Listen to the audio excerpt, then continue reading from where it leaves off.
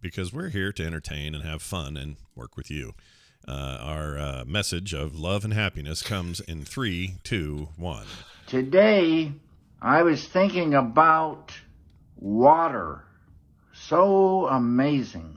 Water. Do you think you're a genius or a really sick person?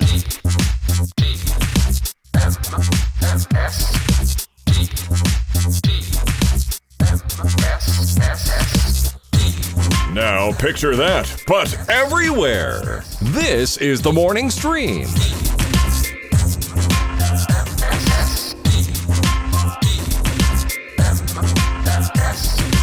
Welcome to the morning stream, everybody. I'm Scott and he's Brian. It's August 24th, 2021. Brian, did you ever notice or you ever wonder if in the chat room they have this they have this tradition when this theme plays?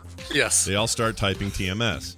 Yes. Do you think there's someone in there that just folds their arms, sits back, and refuses to participate in that? Oh, I'm sure there are lots of people. Because, I mean, it's, you see a big range of colors of names, right? Because everyone's avatar comes, or screen name comes up with a different color. And so you see this big rainbow. Yep. But I'm sure there are people who are like, yeah, it's fine. I don't care. I'm not going to do that. I don't need to participate in that. Yeah. Everybody else does enough of it. So it's not like... it's not like it requires everybody's participation. Not at all. I just always think of it as like a social experiment, like you would with any kind of group dynamic. Some people are going to want to all do the same things, and other people are going to want to go their own way or be rebellious or go, I'm not going with the crowd or whatever. And I think there's a little layer. There's a little bit of that, just a tiny little bit. Have you ever? I know you've never been part of a flash mob, or I assume you've never been part of a flash mob. I never have been part of a flash mob that I'm aware have you of. ever, I don't know. Have you ever been somewhere where a flash mob happened? I was in a place once where a whole bunch of people were, when I rounded a corner, this is downtown, a whole bunch of people were there just dancing in the street or the sidewalk area, kind of part of this plaza, and then suddenly abruptly stopped and left. So okay, all right, good. Probably the tail end of one. I don't know. Looks like you were there for the end of a flash mob. Yeah, I've actually never seen one live. I've seen a ton on YouTube and in movies and TV shows and things like that. But what's the state of the modern flash mob? Is it still a thing? Is it done? Is it played? I think it's probably played. I mean, is it played mobs? Like, I don't know if it's played as bad as like planking or some dumb thing like that. But, Sure. But I think flash mobs. Drench Wildfire says he thinks they died in 2009 or so. I mean, that does feel like about the last time I was hearing about them in a major way. Feels about right. Yeah. Yeah. And today, no one's doing them now. I mean, why would you? Right in the middle of Delta COVID. You're like, hey, you know what we ought to do? Let's all cram into a bus and sing. Right. Exactly. Yeah. Listen, you can do those choreographed dance moves 6 feet apart, wearing masks. Totally can. Totally fine. You can socially distance your planking. So get it on, get it going. And according to DJ Stengel, TikTok brought back flash mobs. Boo. With Natasha Bedingfield, the singer Natasha Bedingfield. Really? She a singer? She is. She known for her singing. She is, and this was a rap song that she apparently commandeered into a flash mob, by my guess. Okay. TikTok is a place where the next big thing is dictated by people who typically gather for nothing at all. Roney Boney's dance became popular after footage of the choreography done. Zubba Zubba. Let's see. This article, Roney Boney. I love this Roney Boney. This article makes it. Here he comes now, say Roney Boney. I think it's Roney Boy. Is that the name? It's not Roney Boney. Okay. No, but I think I want Roney Boney to be my new rap name myself. I think that's enough of a change that I could commandeer that one. Yeah, it's not bad. Yeah. But yeah, like whatever. Trends on TikTok are numerous, and perhaps they'll. Everybody wants to start a trend on TikTok. You want to be a trendsetter. Yeah. Not a trend follower. Yeah. But y'all end up doing it anyway, don't you? You see one guy do it, and then the rest of you feel like you got to do it. You dirty, dirty bastards. Roney Boney. Anyway, so there's that. Let's have a show. We got all sorts of shit. Yeah. I noticed you seemed to be having a good time last night. I was jealous. I did. I went to a wine tasting with the folks, with Barry and Bobby Ann, and it was really cool. It's this place over here in Denver called Balustrade Vineyard, and we had the bar basically to ourselves. So it was a nice little socially distant thing. Nice. They gave us a little booklet. Basically, it was a legal sheet folded in half that listed all their wines that we were going to be tasting with kind of little descriptions. But we had a vintner there who was pouring our beakers. So basically we had our wine glasses, but then we had a beaker in front of us because of COVID protocols. Right. He couldn't pour the wine directly into the vessel that we drank out of. So he had to pour it into the beaker, and then we picked up the beaker and poured it into our wine glasses. Nice. The story would only be better if this was the Muppet beaker, but go ahead. And these were like little 1 ounce pours, so not very much. And we did try about 20 different wines, so 20 ounces of wine, in all different, ranging from whites, or what they are. They have orange wines, they don't have whites, because they keep the skins in on the fermentation process. So it changes the color and adds a little bit more tannin to even the whites. Usually white wines are far less tannin, or even no tannin, compared to red wines, which have a lot of it and can sometimes give people headaches. Sure. But they keep the skins for their whites, so that it adds a little bit of extra depth to the flavor and kind of turns the color a little bit orange. Do you get chunks? No. Okay. It's always filtered. Like there's no chunks at all. Good. Or chunks or chunks. Chunk free. Okay, great. That's right. Chunk free. Yeah. So we had a whole bunch, and basically what we would do is, when you do a wine tasting, you're thinking, oh, maybe I'll take a couple bottles home with me. And so on this little form that they gave us, this little booklet, there was a little space next to each wine where we could make a little note and say, oh yeah, this one's really good, or this one's okay, put a couple stars, or a yes, or a number rating, or whatever. And I would put stars next to a couple of the ones that I really liked. So did the first page, flipped it open, folded it back, and then started working on the second page. And I got to the very bottom of the second page before I noticed that the booklet I had previously been used. Oh. And the person I know the person who had this booklet before me liked only one wine. And I know that English was probably not their first language, because written in the little square, blank next to each wine was the word Seeeeee, S-I. Oh. Seeeeee. The language that you're not necessarily speaking on the regular. Yeah. Basically just saying, wine? Yes. Yeah. Was this wine? Yes. Wow. So at that point, I switched my rating system to C, muy bien. Yeah. Yeah. You got to be consistent. I feel you. That's right. Exactly. Yeah. Not just the Malbecs, but all the wines, not just the Argentinian wines. Just had a really good time. We had a little charcuterie plate with some cheeses and meats and stuff like that. And sampled a bunch of really good wine. I came home with a half a case, so really just 6 bottles of wine. Yeah. That'll get you through. The folks ended up, I think, with 2 full cases. They really are Cork Dorks, as Barry put. Is that what they're called? As Cork Dorks? That's what they call themselves. I don't know if that's an official term, but I love the term Cork Dorks. That's really good. Really good. I've never heard that, but I love that. That's fantastic. Now, it's a good thing that I had only half a case, because I had extra space in that box for a bottle of a Chicago drink, a Chicago liqueur that Bobby Ann and Barry brought back for me from Chicago. Yeah. Something that you can really only find in Chicago for some reason. And that is the most horrible drink in the world. I say that without any sense of exaggeration or hyperbole. Yeah. Freaking Malort. Yep. They brought me back a bottle of Malort. Of course they did. Why wouldn't they? Yes.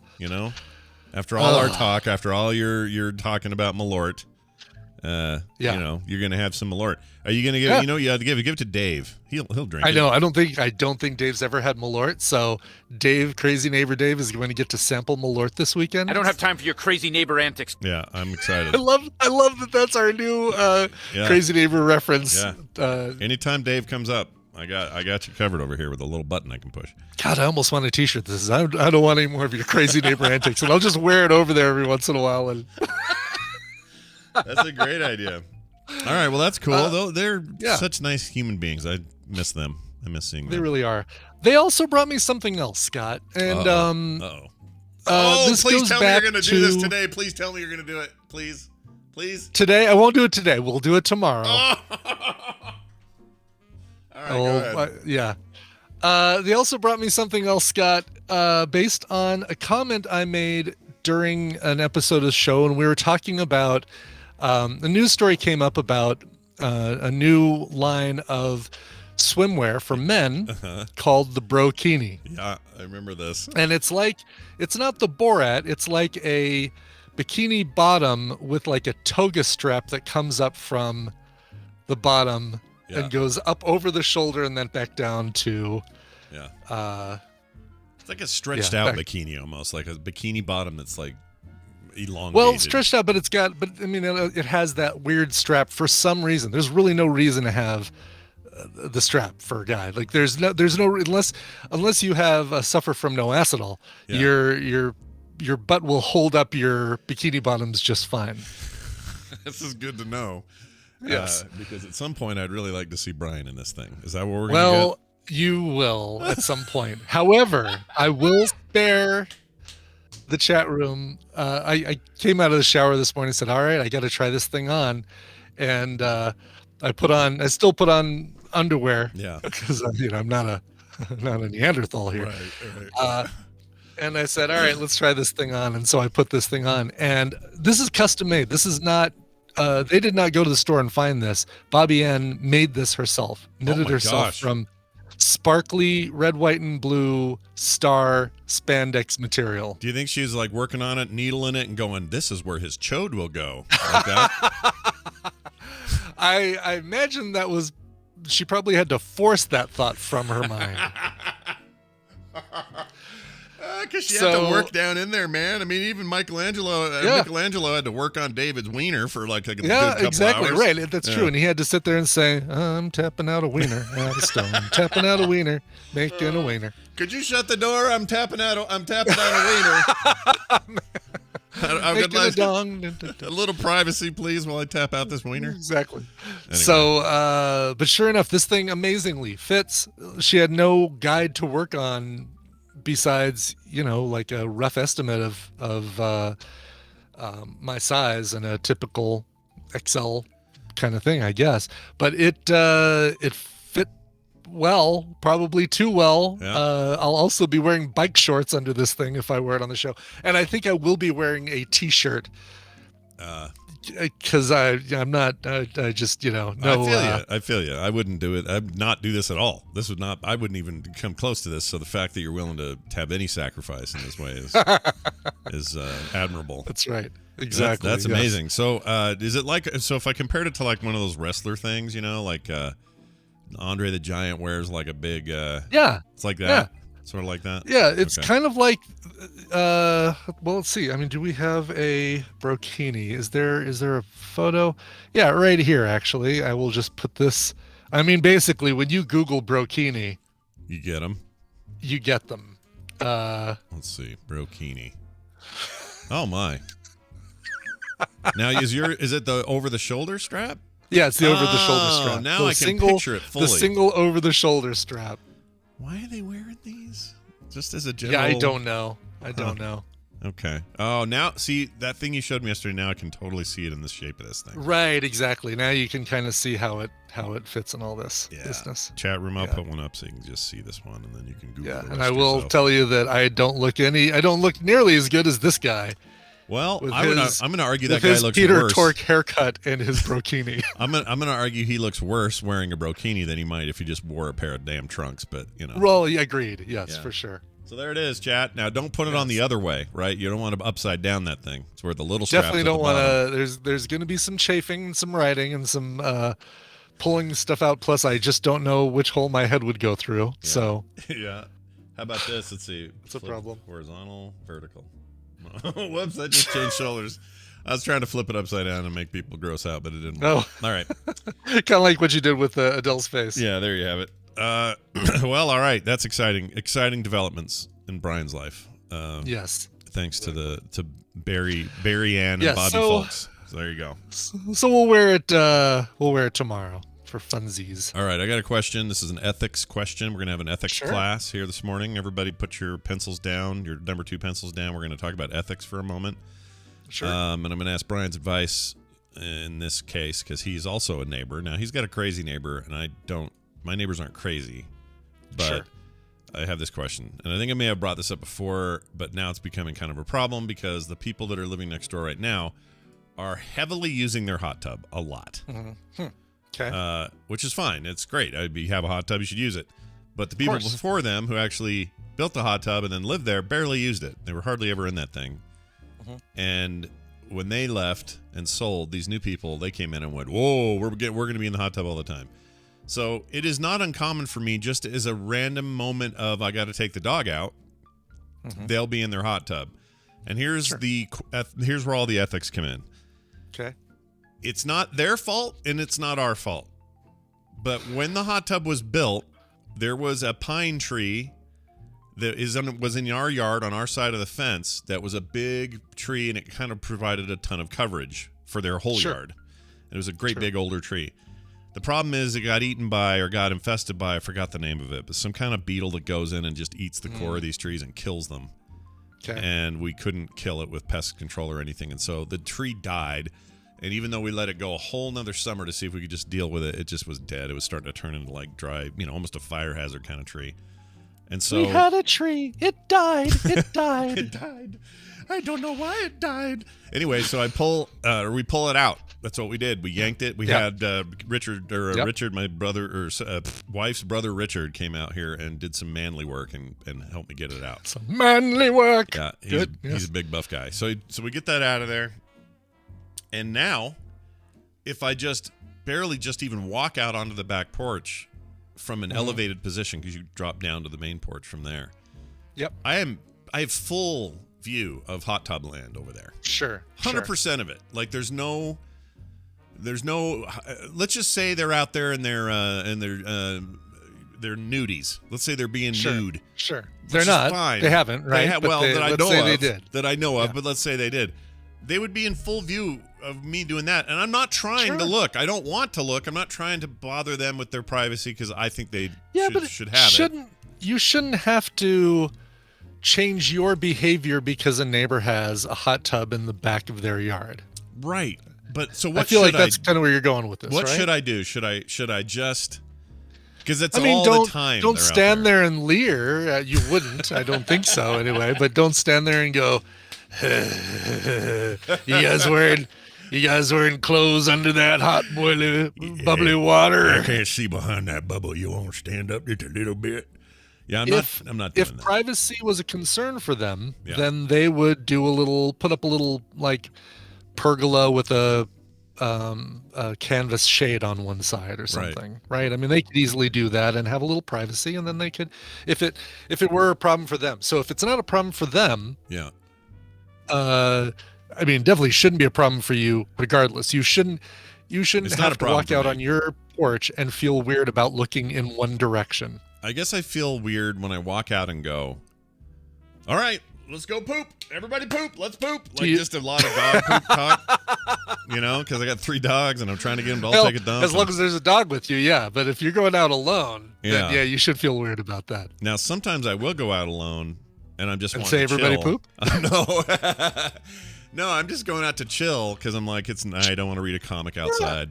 Something like that. So I'll go outside, open a comic, sit in the chair, and then I'll hear them get in the hot tub. Sure. And now I'm like, should I make a little noise just so they know that someone's around so they're not like saying stuff or, not that I can hear them that well over the hum of the thing or any of that, but you know what I mean? Is that what you're thinking you need to do with the... so what? Whoo, what a night we're having. Or I don't know, whatever I'd say. I don't know what fully aware that they have neighbors. They're, they should be anyway. They're fully aware that they are not out in a log cabin in the middle of the mountains with nobody for miles. Yeah. So if they say something stupid, like, oh, look at your wieners growing under the bubbly water, then that's on them. And also it's good show content if they were to say that. That's a good point. Arcadudius, or however you say your name in the chat, says maybe they're waiting for you. No. They're from Now, Oklahoma. They don't want me. You're on friendly terms with them, right? So you can go, hey, how you doing? Oh, yeah. I wave all the time. Yeah. I don't know. It just feels like they're in a vulnerable in the hot tub position, and I'm walking around in my, Fair choice. I like know. I said, and they could so easily put something. They probably have a wooden deck around it or something, right? Yeah, they have a. It's not like a deck, but there's. Yeah, you're right. Maybe it is kind of a deck, but they have a thing around it. Yeah, and it's not like. It's not like they're right there, like we're living in Britain and everybody's backyards or gardens, as they call them, are like bumping up next to each other. It's not like that. Right. But Right. I don't know. It's just a weird thing, and Yeah. I mean, I know it's. I would think the same way, and it's like when the crazy neighbors are out, and maybe they've got family over or something, and we're out on our back patio as well. I avoid looking over there to make eye contact to not make it look like I'm. Oh, what are you guys doing over there? Boy, that food sure smells good. What is that, veggie lasagna? Yeah, that's exactly what I'm talking about. There's a feeling of like just right. I don't want to be seen. I don't want to bug. I don't want them to even think about it. Like, sure, I don't know, but we don't. Live in that I totally get that, and I would do the same thing. Yeah, I had a security camera out there. We took it out after the tree came down because of this reason. I didn't want to have a camera facing somebody's hot tub. It was weird. But, is there a way to put it back up and have it face a different way? Yeah, we just changed the location, so it shoots like the long way down, which is just my yard. Doesn't catch any outside stuff. So anyway, it's all very weird, and I'm glad. They should just put up a little. If they want privacy, then it's such an easy half-day task to get some wood. Put up a little. Well, it's more than probably a half-day task if you want to do it right. Do up like a nice pergola. Sure, but you could get one of those like it's on a stand. It pops up. It opens up. Oh, sure. Create shade or whatever. You could do something like that if you wanted to. A little trade show. Yeah. One of those trade show canvas things you pull down. Sure, why not? I could. You know what I could do? I could go replant a tree and give it 20 years, and then they got all the coverage they need. You could. I mean, you could get a tree that is not a piece of shit a covered in seedling or sapling. You could probably get a mid-sized tree and put it up there. That's true. If you were worried about it, but again, I'm not. If you don't want a tree there, that sounds like money. That sounds like money and labor. Also, I don't want to do any of that. Right. Yeah. No, if you don't want a tree there, you shouldn't have to put a tree there. All right, awkward glances. It is. That's the new norm. That's the new normal. And just throw out a hey hand check. Ha, gotcha. So stuff like that, like little. Play it up. Have some fun. Have some fun stuff to say to them. Like sometimes they're back there looking like they're asleep, so I should go. Oh, really? Wakey, hands off, Snakey, or something like that. There you go. Hey, when's the soup going to be done? Stuff like that. Just yeah, why not?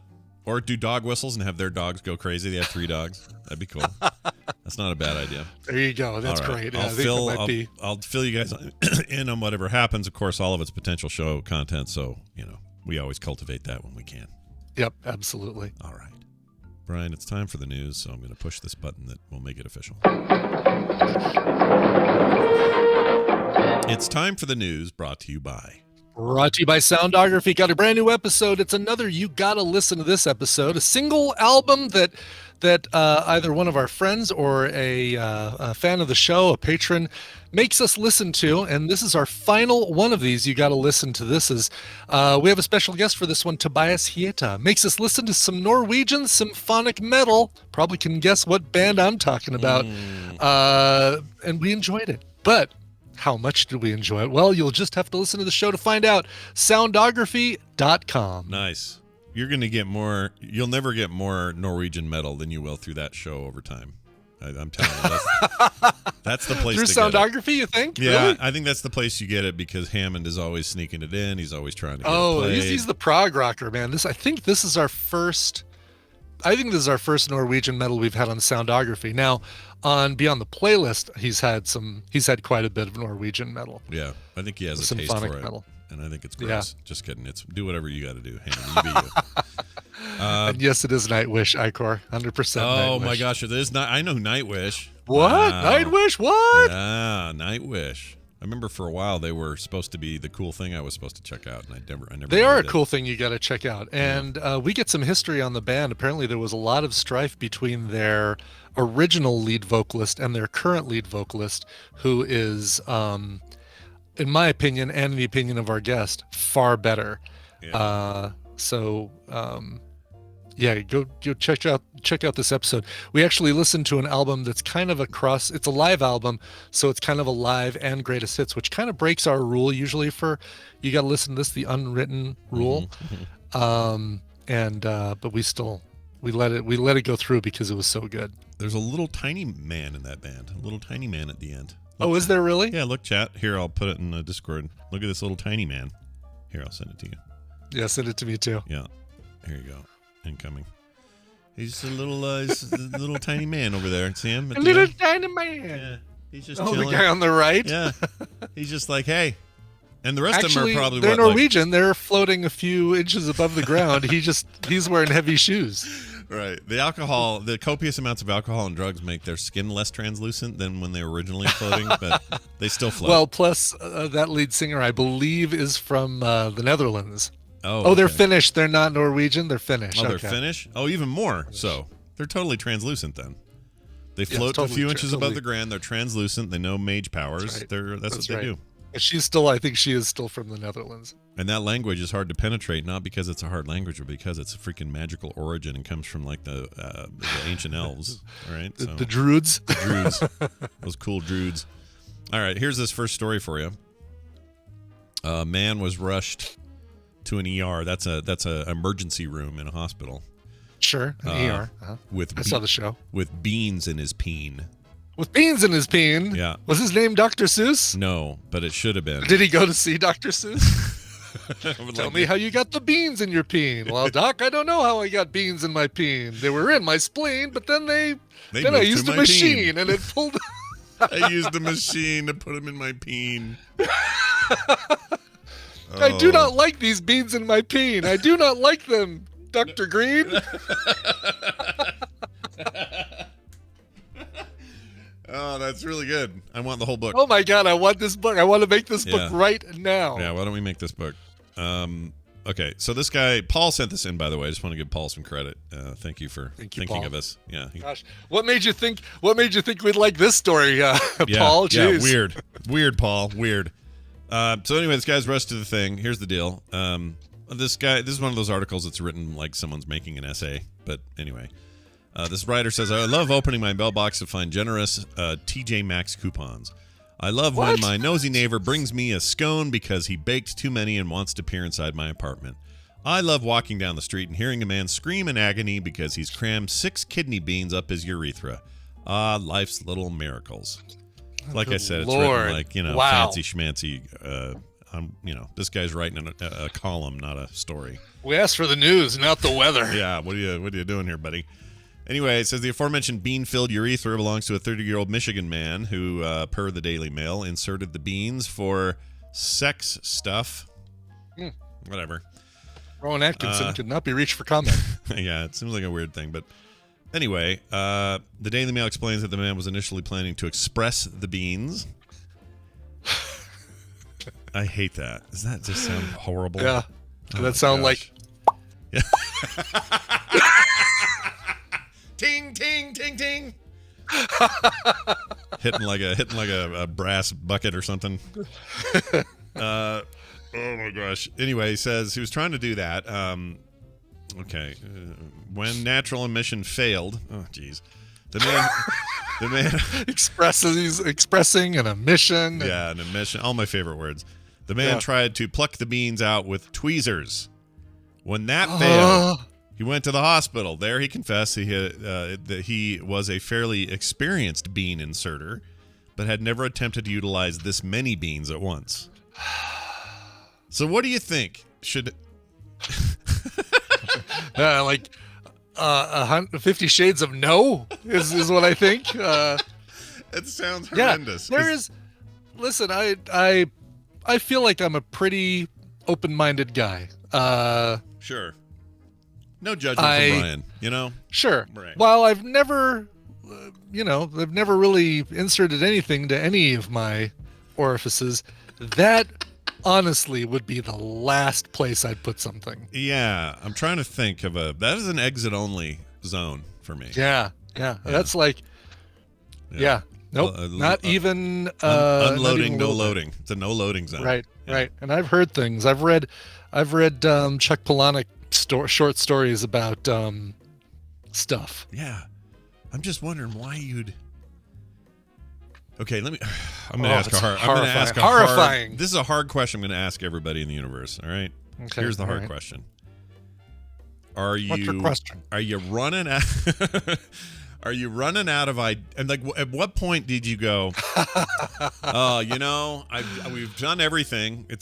We've done it all, dear. How about get those beans and let's go to next level? I just can't. I don't. Oh, it starts with, "Hey, I had a thought." I mean, I go through this every time. How you were saying we need to spice up our sex life a little bit? Yeah. Here, how about some beans? How about some beans? No, in your Pinto? Oh no, honey. No, honey. Let's go kidney. Yeah, get the big ones, dear. Get the That's big right. ones. I'm allergic to soy, so make sure they're kidney. All right. Anyway, that's gross. We'll move on to this story now. Yeah.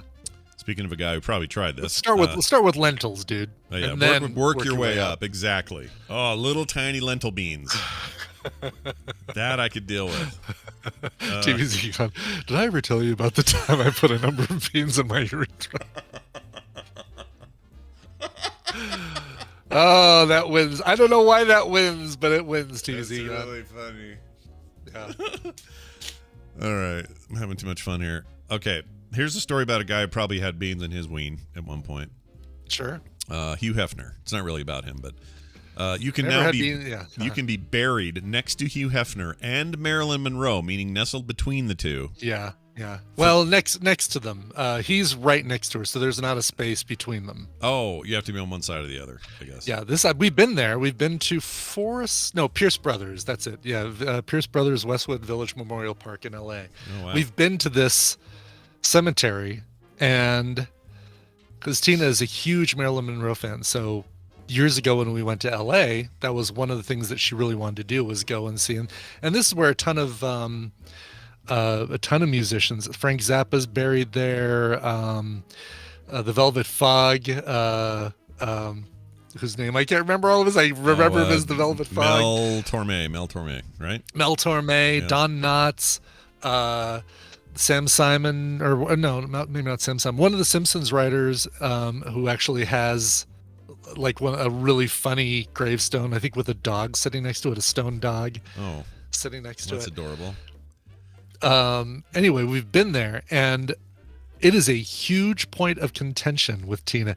I can't believe that Hugh Hefner would pay to be put next to Marilyn Monroe. What a dick. Like basically you shouldn't be able to do that. Like say, oh, I'm going to be stuck right next to Marilyn Monroe for eternity. This was my plan all along. Exactly. Yes. It's Tina was not happy about that whole situation. That's hilarious. Is there someone else she would prefer be next to him? Has she ever said? Like, next to him or next to her? Next to her. She died first. Like put James Dean or put other actors of that era. Even one of her husbands, or guys that she was, Joe DiMaggio or Norman Mailer, or I can't try to remember. Well, those guys were attached to her, weren't they? Yeah, I think at some point as writers connected and to her stuff. at some point. Yeah, but not friggin' Hugh Hefner. It's like, oh yeah, JFK. Put JFK next to her. Yeah, put him next to JFK. Yeah. We all pretty much know what was going on there. So I don't think Jackie Onassis would have any problem with that. She's fine. She's still alive or she dead? She's alive, isn't she? Is Jackie Onassis Kennedy lady alive? Former Jackie Onassis. Oh no, she died. Wow, she died way back in 1994. Wow. Okay. Oh shit. Wow, I thought she was still alive. Okay, good. Well, we won't be killing her by talking about her on the show. Then that's no, good. We will not be doing that. Can't blame us for that one, folks. That was back in 1994. Well, for $2 million, you can have the one that's open. So okay, and it's next to the two of them. Yeah, it's the next to the two of them. It's proximity anyway, for all eternity. And apparently Don Knotts down the road going, "Hey, Andy, Yeah, he is. He is totally, yeah. He has a cool gravestone. He's got like etched in his gravestone are photos, or not photo, like etchings of him in all of his most famous roles. So, of course, Barney Fife, but then you've got Mr. Limpet, you've got look at that. That's Furley great. or whatever. I mean, you've got a bunch. It's like a montage. It's a Don Knotts montage on his. I'm looking at it now. gravestone. This is really cool. Look at that. Yeah. I mean, if you're a Don Knotts fan, you'd be super into this. Let's see. Oh, yeah. So there's the Barney Fife's very prominent. I see Hot Lead and Cold Feet, Don Knotts up top. Love that movie. Yeah, right. As a kid. Mr. Limpet, like you said. What's the space guy one? I can't remember the space one. I don't remember. Yeah. They're not going to use his, wasn't he on that? What was the movie that had the town that was in black and white and the rest of the world was color? I want to say Kirsten Dunst, maybe? Yeah, that was, and Spider-Man was in Welcome to Pleasantville? Pleasantville. Just Pleasantville. Okay. Yeah. Yep. Oh, just Pleasantville. Okay. Yeah, and it had Spider-Man, or original Spider, or what's his name? Right. Tobey Maguire. Right. Tobey Maguire. Yeah, and it. Right. They're not using that photo. No. That. I really don't see Mr. Furley on there either. No, and I want to see that fish. When he's a fish in the Disney thing, I want to see him looking like a fish. That'd be cool. Yeah, the Mr. Limpet. Wasn't Limpet, that one, or is that a different one? But the actual fish form. You know what I mean? Not Yes. the live action Right. form. Right. Yeah. I want the little fish man. No, but how cool is that? Like, I want a collage of my greatest hits on my gravestone. All right, could I get this $2 million gravestone next to Marilyn Monroe and Hugh Hefner, and change my name to F. Hugh Hefner? So first initial F, middle name Hugh, last name Hefner. Yeah, do that. I would approve your idea. Can I go fund me this project? So I will change my name, my legal name, to F. Hugh Hefner. Yeah. And get that crypt right next to Hugh Hefner and Marilyn Monroe. Yeah. And Tina will adore me forever for doing that. I will forever be known as F. Hugh Hefner. Yeah, it'll never be a problem. It'll all be good. It worked for Murray Abraham. Yeah. Well, I guess it didn't work for Murray Abraham. What did I see him in the other day? And every time he came on, I go, F. Murray Abraham. And my wife was like, we're not going to watch this I hope it was anymore. Mythic Quest, because that's a great show. No, I heard he was in that, though. Yeah. It's when we were binging Homeland, and he was in that. He was the FBI director guy in Homeland. Mm-hmm. And so every time he come on screen, like there's Claire Danes doing her thing, rocking around, whatever, making bad life choices. And then, redhead guy from Band of Brothers walking around doing his shit. Right. And then in comes F. Murray Abraham, and everything's quiet in the living room. We're all watching it, and I'd go, F. Murray Abraham. And Kim's like, we're not watching the horse the he show rode anymore. in on. Yeah, I love it. Yeah, he he's was great, an and insurrection. he's really good in Mythic Quest. You need to check that show out, because think of it as, people should quit lumping it as a video game show. It's not. It's an office comedy with like your typical office. They just happen to be in the business of that, and it's not. Right, I've heard that same thing from other people, which I really like. That's the case. This is about inner office relationships in an industry, but the industry's not the key. The key is the characters, and that Exactly. matters. Yeah. It's kind of like Superstore. It's not like, oh well, it's a show about Target and Walmart and what it's like to work there. No, it's a show. It's an office comedy that just happens to take place in a giant superstore. Exactly. And everyone should be watching that as well. It's very good. All right. Oh, that's interesting. Okay, a little bit more on this. So you got Natalie Wood, Truman Capote. Oh, right. Mm-hmm. 2 spots down from Monroe with Hugh Hefner in between them. There's this granite plot in question, which was purchased in 1997 by theatrical composer and lyricist Jerry Herman, known for his work as composer for Hello, Dolly. Hello, Dolly. Mame. Mommy, how I love you, mommy. La Cage Foles. La Cage Faux. I don't know, again, French kills me every time. Following his death, he ended up buried next to his mother in New Jersey, so that's why this plot never got used. Oh, really? Yeah. Oh, wow. So somebody bought this. It's prime real estate, and then gave it up. Yep. To be buried next to his mother in New Jersey. And his goddaughter, Jane Dorian, told the Wall Street Journal, quote, "That plot is next to the 2 sexiest people that were ever alive." Oh, I'd like to raise my hand and have an objection about one of them. One of them was kind of a weird pervert in a freaking day coat. I think you're confusing sexiest with sexist.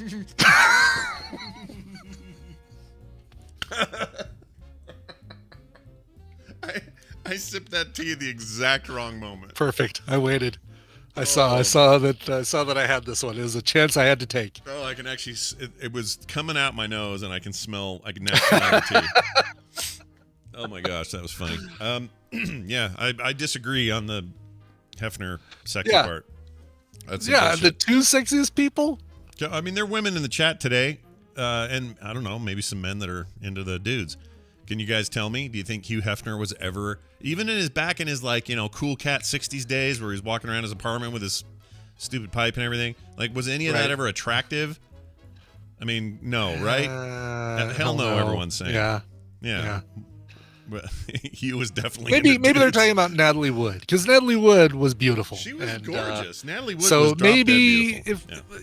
No, because he really does. The Herman's goddaughter really says there's Marilyn Monroe, Hugh Hefner, then Jerry's. Yeah, and then Jerry, he's next to the two sexiest people who were ever alive. My God, it's like you get this woman's eyes checked, because it's not even just like the two most popular people, or even two very attractive people. The two sexiest people that were ever alive. Yeah. That's. It's crazy. That is an honorific that it never should be applied. Natalie Wood would have been near 80 now.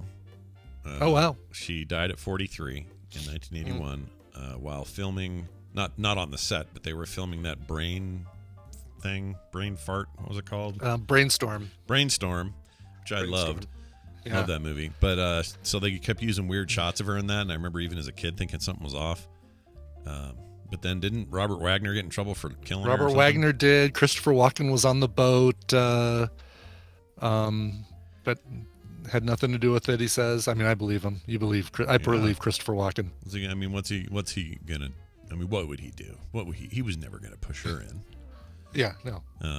Yeah, but that extent, yes, there is a reason he was on the boat. They were all in that movie and we're all sort of having fun and celebrating or whatever. But Wagner, I don't trust that guy. Something about him. Exactly. When they met, it was murder.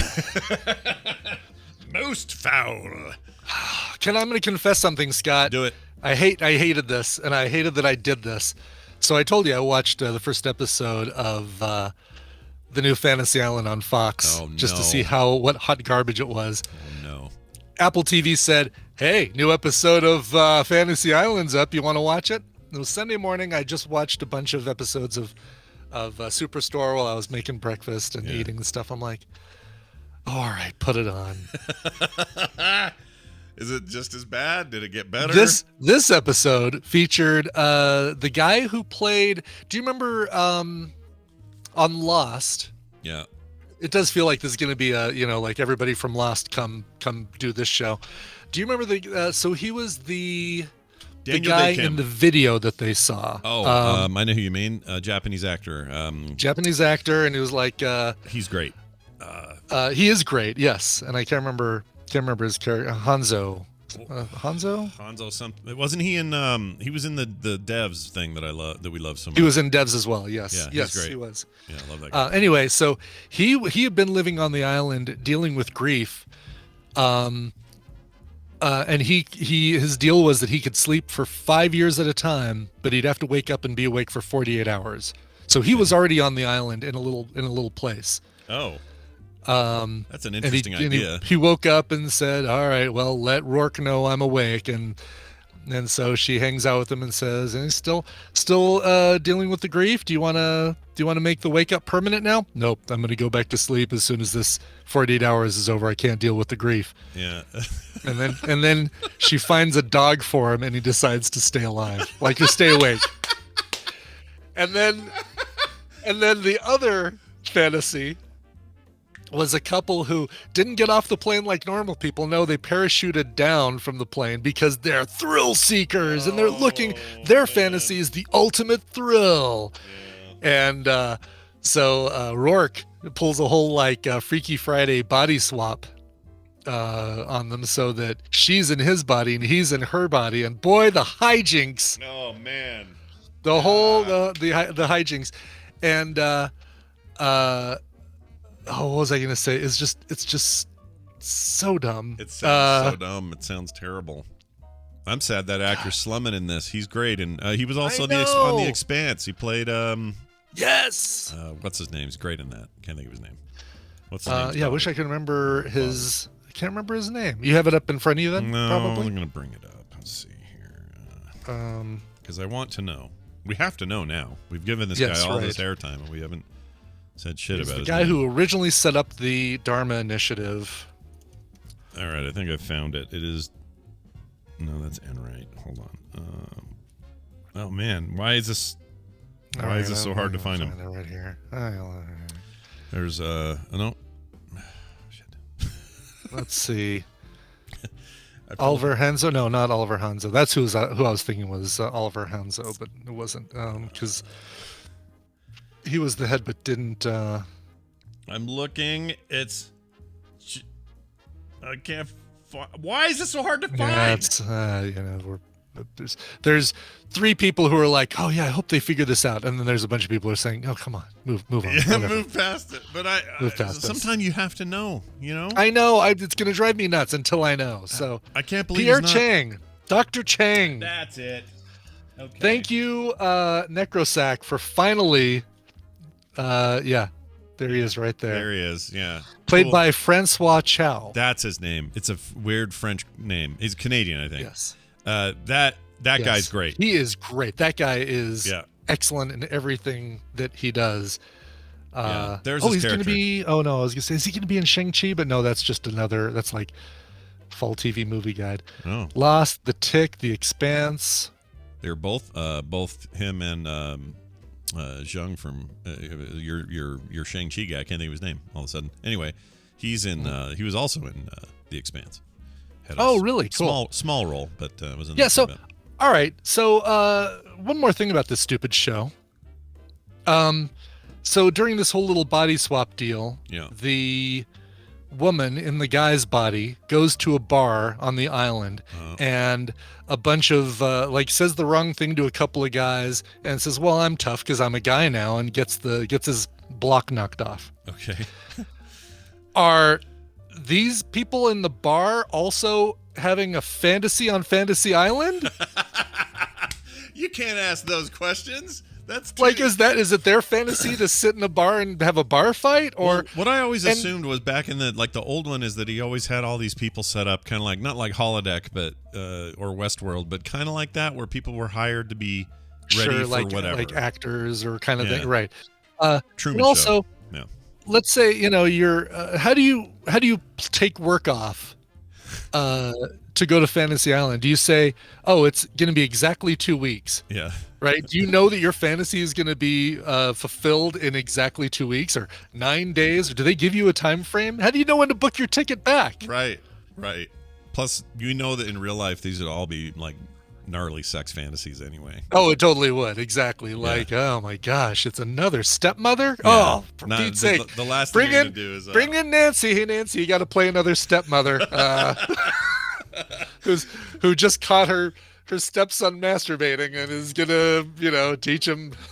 That's what it would have been like if they. That's all it would be. The top 5 list on PornTube or whatever it is, YouPorn. Yeah, this is like OnlyFans after the change, I guess. Yeah, it's so weird. All right, we're gonna take a break. When we come back, I have it on good authority that Justin Robert Young will be joining us.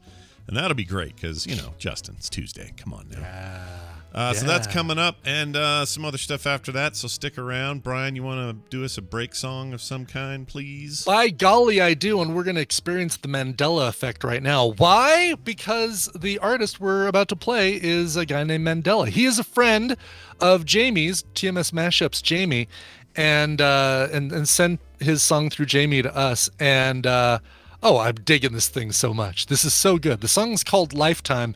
You can find it on YouTube, Mandela YouTube. He's getting ready to release his first EP, or release an EP called The L, which comes out October 1st, 2021. This is the first single from that EP.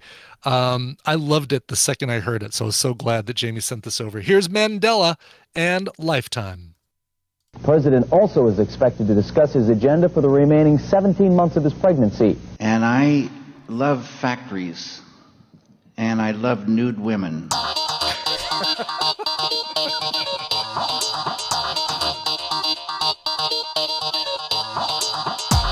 The morning stream. Look out, Muppets!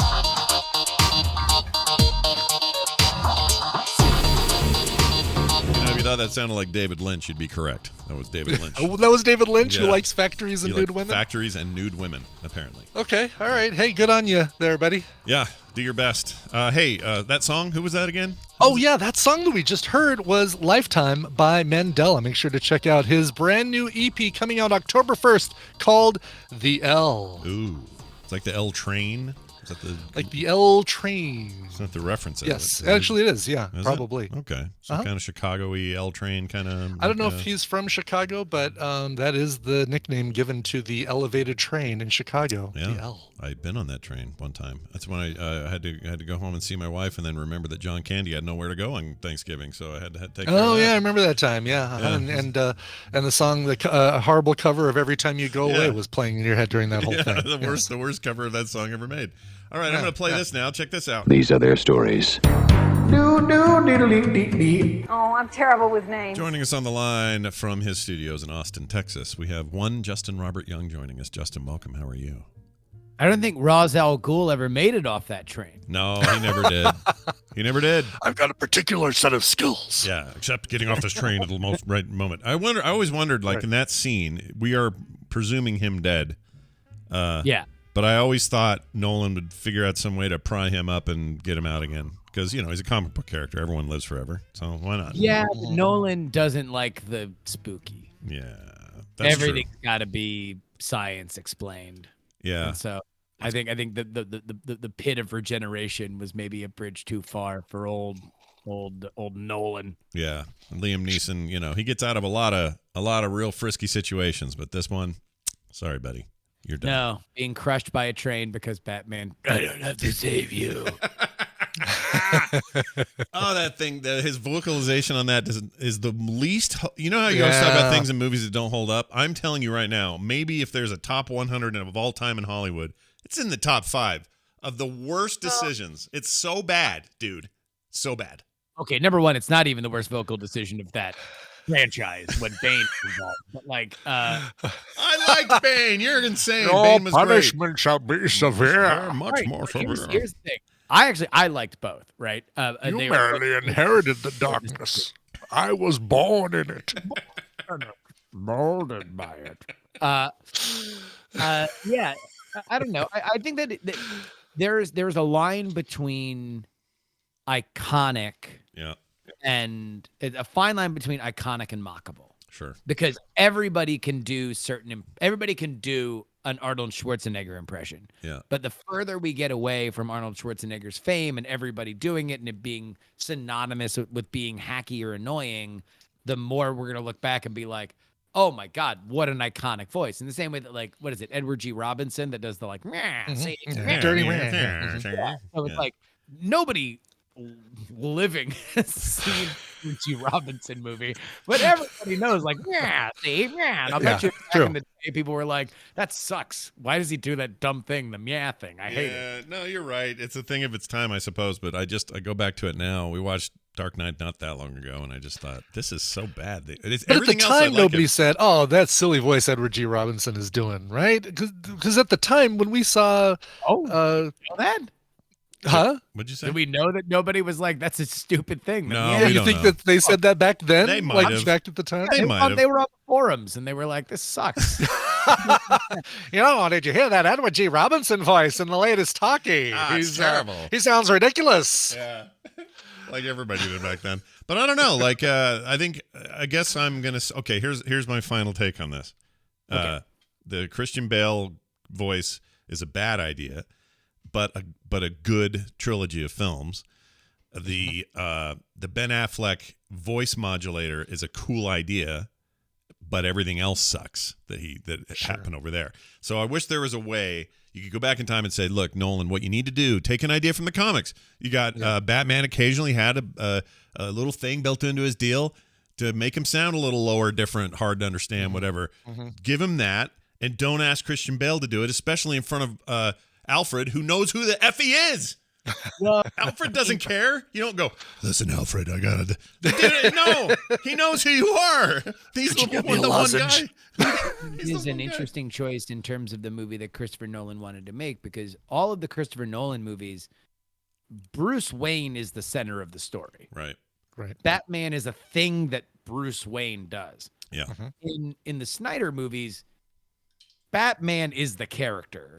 Right. And he occasionally he goes into hibernation as Bruce Wayne, right? I agree. Yeah. That's very good distinction, yes. There's like I think it almost makes sense as a character decision to be like, no, it feels weirder when Bruce Wayne is Batman, because all of this should feel weird. He's in a rubber suit jumping around the city like a ding-dong. Yeah, you're not wrong. This will be so it's going to be interesting to see what this new thing looks like from the perspective of sort of, all right, we've done everything from, you know, the campy end to the more serious, take itself too seriously end, to the kind of, now he's just one of a group of people, sort of Justice League end. Here's a chance to look at Batman kind of fresh and do it while he's younger, and he's like more freshly the new Batman, and you know, we'll take some different kind of inspiration from the comics. Like, I actually really excited about this new direction. We'll see. I'm excited. It feels a little Finchery, doesn't it? A little, but that director, can't think of his name. He did the last two Planet of the Apes movies. He's really he's got a great. No, he's good. I loved both those Planet of the Apes movies. I thought they were both really good. But yeah, it feels a little Finchery, which, I mean, to be fair, would seem to be like, if David Fincher was going to do a superhero movie, you would imagine it would be. It'd be Batman would be a good fit for him. Yeah, I agree with that. I think people in suits and screwed up things are happening, and you know, Matt Reeves, there it is. Riddler is very like the game. So, well, all right, we got our Batman out of our system, so that's cool. I've been reading a lot of Batman comics too, so it's. Have you? Yeah. What's he been up to? I read a series called White Knight that I loved. Oh my gosh, I loved it so much. It was really good. But you know, he's pretty dark and broody, and you know, a little bit messed up, and thinks about bats and his parents a lot. It's that sort of thing, you know. All right, hey Justin, real quick. So it feels like it already fell out of the collective consciousness. Last week, all anybody could talk about is refugees and airplanes and people leaving Afghanistan, and political ramifications and fallout, and you know, messy exit and all this stuff. And then this week, I feel like nobody's talking about it at all. And so, in a weird way, wait, are we talking about Afghanistan? Yeah, or it just feels like it left, right? Or am I wrong? I guess I'm not watching 24-hour news network, so I don't know. You know, well, neither do I. No, I think it's still there. The breaking news this morning was that the Taliban said that there would be no extensions on the August 31st deadline, and now they were going to be restricting Afghans from making it to the airport. So, I wouldn't hold my breath on saying that Afghanistan is out of the news. Yeah. Well, probably never will be, you know, totally. But no, I think it'll probably be faded by the end of the year, unless, of course, you know, this exit has led to a need to re-engage and we're redeploying troops or something on the outskirts of possibility. But I think, look, it's already ugly. So if you're the Biden administration, the thing that you can hope for is that, well, it's, you know, we're just going to take our lumps and move on, because foreign policy doesn't move the needle in the same way that the economy does. And either of them currently move the needle in the same way that the coronavirus stuff does, which is really the thing that's kind of powering Biden's approval ratings down right now, is a decline in people's faith in him as a coronavirus leader. Right. So speaking of that, some states having their worst numbers in the entirety of the pandemic right now. Florida, your home state, Florida. In terms of infections, yes. Infections, yeah. They've hit all-time highs on all the waves. If you count the same waves they had in 2020, the waves this time are higher, including the current wave. I always have this question. So you hear about states having issues, right? Specific issues like Florida, Texas, Tennessee, some others that are just really off the charts at the moment. and then others doing a little better, and then a lot of stuff in the middle. Pfizer getting approved for, their FDA approval. All this stuff plays a role in, the news cycle. But here's my question. On the federal level, when Florida's taking a dump like this, it's easy to everybody pile onto Florida and go, well, you're all obviously Florida's doing it wrong and DeSantis is an idiot and all this other stuff. Yeah.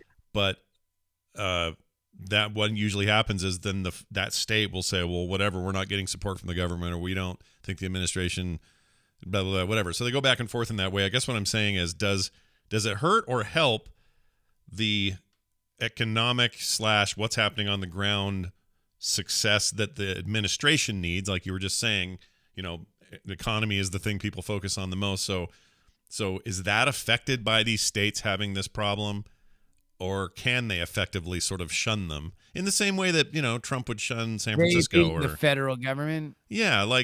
Yes. You know what I'm saying? We have this idea of the federal government shun the states. Yeah. Can they do that? I mean, they do that sometimes, right? Like Trump did it. Yeah. Trump did it. Everybody does it. They'll be like, they'll single somebody out and go, the crime and the homelessness in Seattle. Look what you've done to yourselves, you liberal idiots, that sort of thing. Yeah.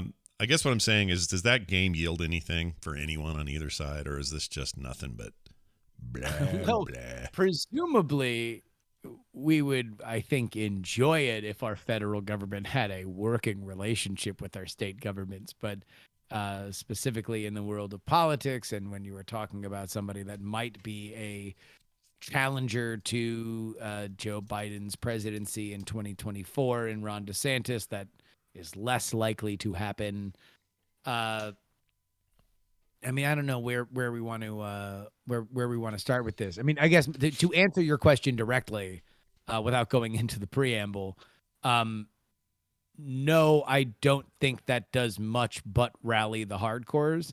Although so much of politics now is rallying the hardcores, so it is what it is. Although I don't believe that having a opposite level discord between the federal government and the states, just because it's Biden to DeSantis and Abbott now, as opposed to Trump to Whitmer and Newsom or Cuomo, I don't think that necessarily does much for Biden being the kind of post-political unifier that he sold himself as. So whether or not that was possible.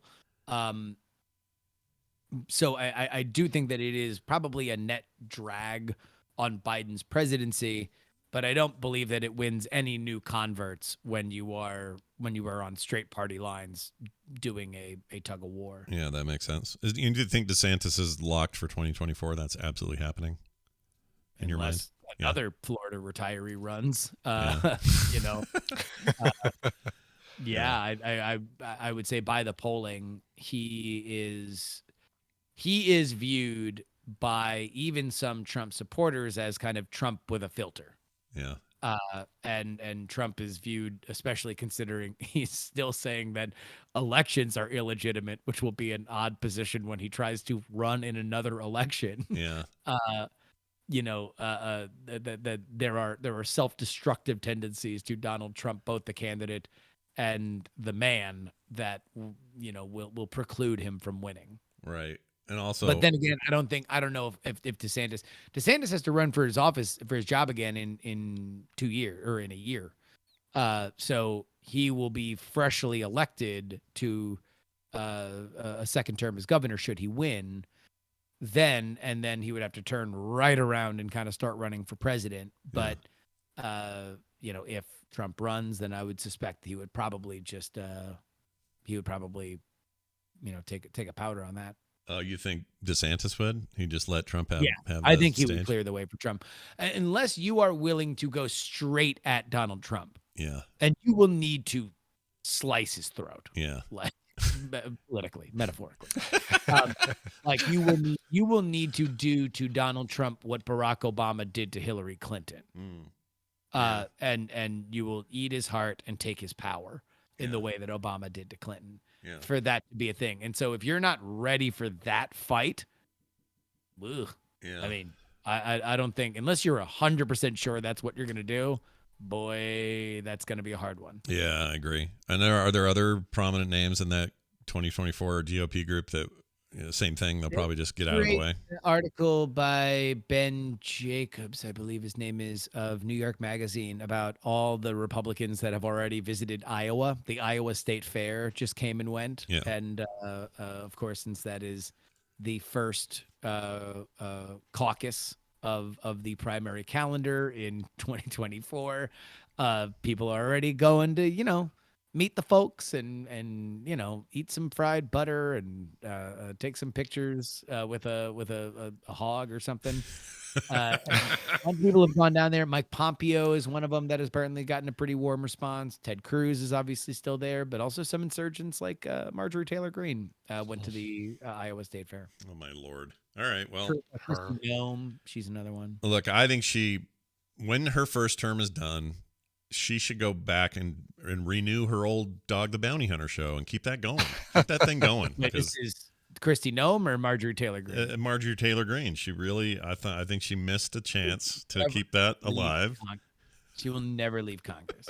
She's too famous now. They made her too famous. Yeah, I know. Now all she does is raise money, and she's in a district that she will never lose. Yeah. All right. Well, this has all been good. We got Batman. We got the Florida problems. We got all kinds of stuff here. Even some sneaky ideas about what 2024 may bring. But I can tell you this. Here's something that's not so sneaky. I'm going to be on with Justin. We're going to record a PX3 episode. And if you want to get, I'm telling you right now, whenever we do this, Justin gets the answers out of me. So if you want some real answers out of me, Good. You can't hang up on me on Discord. Nope. Right? Nope. Segment. He has no control on your show. Yeah. None. And he always coughs up the good stuff on PX3. I do. And I'm excited about it. That'll be happening. We're going to be recording that. I'm not sure when it'll go live. We'll make sure to let you guys know. And make sure you check that out. That'll be up live tomorrow morning. Okay, cool. So you guys will hear it right away.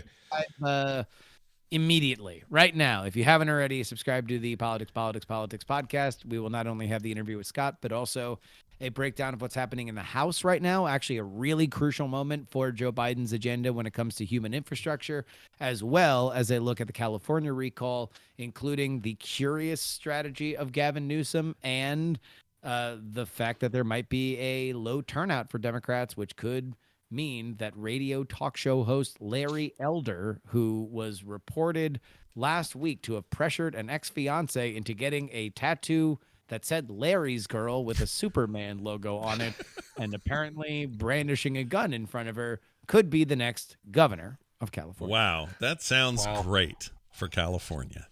Excellent. You got out of there just in time. Justin R. Young, everybody. Find him at Justin R. Young on Twitter. Oh, I got to play this. Where is it? The jury will now retire. We'll see you next time. Well done. See you, Gerbs.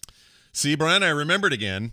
You did. Well done, sir. I'm not a dummy sometimes. All right. We are toward the end of the show, which means bonus mashup time. Oh, yeah. Yeah, that means, I love a bonus mashup. Love it. This is an SBSA. Scott Bad. Did I not put him in? I didn't put him in the template. Oh yeah, because I didn't have access at the time. I probably do now. SBSA. If you don't, I'm going to give it to you. I'll tell you. I have it right here. How come this is locked still? I don't know. It is TMS sing along. Oh, all right. Well, this usually means Brian's singing. So let's hear it. SBSA. Scott Bryan sing along. Oh, maybe Scott Bryan sing along. Yep, oh, maybe. That's good. All right. Well, we're about to find out. So sit back and enjoy this bonus from him. It's called Summer of '92, by the way. Is the name of this track. Okay. Here you go. Enjoy. Mom, spaghetti on your shirt. Are you sick already? Knees weak, arms are heavy. There's vomit on his sweater already. Mom, spaghetti. You're under the gun and you take it on the lamb.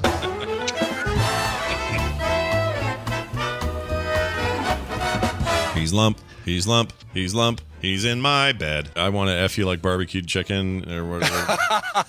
I want to F you in my back of my truck. I want to take you to meet my mother. There you go. I lost on Jeopardy. I lost on Jeopardy. All I like croissant. First I was afraid. It was petrified.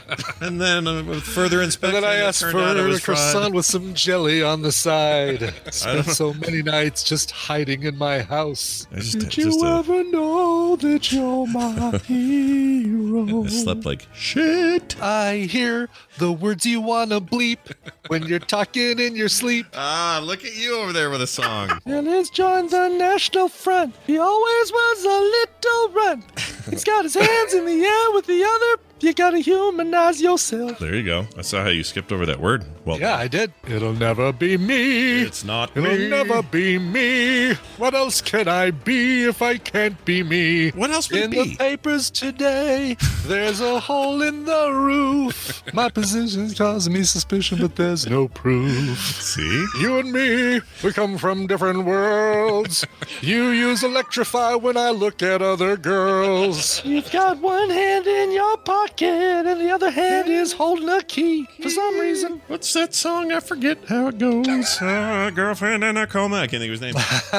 Morrissey. Morrissey looks better the older he gets. Morrissey looks better the older he gets too. The more you ignore me, the better looking I get.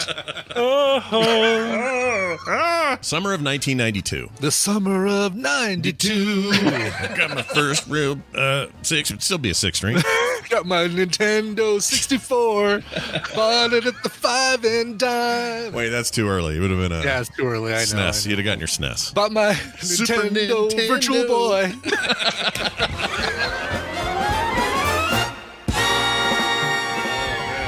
That was a good one. The summer of 92. That is what it sounds like when I'm alone in the house and I'm walking around. I am singing pop songs with lyrics changed to whatever I'm doing. I assume so. When I first started listening to you way back in the day, long before any of this stuff, you would sing your theme song for Coverville. Well, I still do. The Coverville theme right now is me singing. Oh, that's you now? It's different, though, than it used to be. Isn't it? Originally was the Bruce Springsteen Cover Me, but around episode 75 or 100, I changed it to... That's right. You still sing it now. Yeah. But you live every time. It's me every time. I should just record it and put a recording of it on the beginning of the show, but no, I still sing. You don't sing it every time, right? You do record it. No, of course not. I wanted that to be true. And there's no full version of it. There is just a version of me doing the first verse and the chorus, and that's it. And that's the only version that's out there. But nice. I would love to do a real version of the song and put it up on iTunes and have a song on iTunes. It'll go viral. Oh, sure. Yeah. Sure it will. The closest I've got are voice samples I did for a bunch of Eric's songs. Those are on iTunes. Yeah. Shoot 'em with laser or kill 'em with lasers. Oh, that one's that's a night party. Yeah. So that's two artists right, then. I got two artists. You do. Yeah. Yeah. To which I contributed very little. Very, very little from me. All right, let's get out of here. The reminder, okay? The whole shim sham here, the whole thing. The whole shim sham. The whole shim sham brought to you by you fine folks at home at patreon.com/TMS. And I mean it's literally that's what we do. Yeah. And those patrons, special treat this Friday, play date, 2 p.m. Mountain Time. Come join us if you're a patron. Even if you're not a patron, come join us for a TMS play date Friday. Yep. We figured we haven't talked about it actually during the show yet, and we need to. Yeah. But TMS PM, 2 p.m. Mountain Time on Friday, and patrons get first join rights. First dibs. Yeah. We did Among Us last time, so I think this time is some What the Dub and some Jackbox. Yeah, we'll mix some of those up. Maybe try some we haven't done in a while. I know some people really like Among Us, but we gotta pace it. It's Claire. Claire wants Among Us. She just like oh yeah, look at her right now. She just likes lying to everybody, and she likes all caps is what she likes. You really need to undock your switch and get that off there. Undock your switch. All right. That's right. She wasn't there last time. We didn't even get to have her play. Nope. All right. What else? Oh, yeah. Send us your emails. themorningstream@gmail.com. We love them and can't get enough of them. For everything else you're looking for, it's frogpants.com/TMS. Tomorrow we'll have a regular show with Tom and Nicole and Recommendals and me and Brian and all that. So come back for that. And Thursdays is normal too. And then I'm gone Monday through Wednesday, and then Brian's gone until the 10th. But we'll have stuff. We'll have content. Right. We're gonna try to do a couple of calls with Brian while he's out. That's right. Bren calls in and drinks a Guinness. Yeah, we're going to have some guest hosts when I get back here and there. I think I'm going to have, who's I going to tell you about today? I forgot. Crap. Ooh, I'm excited. Who's it going to be? Who's going to be? Garrett? You can have Garrett as a host, co-host? No, Garrett. Who was I Joss? Can I have Joss as a co-host? No, good. No, Joss. Can I have Brent Dunaway as a co-host? No, although that might be possible. Might do that. Kim all for of sure. these other options pale in comparison to those. Oh, three. Travis. That's where TV's Travis is going to come on. Oh, really? Yeah, TV's Travis. Nice. Yeah, all right, cool. I didn't forget. I'm just trying to get in my head who's doing what. So we're going to have Travis for one of those days. We're going to have Kim for at least one, and then probably, well, there'll be others. I can promise you that.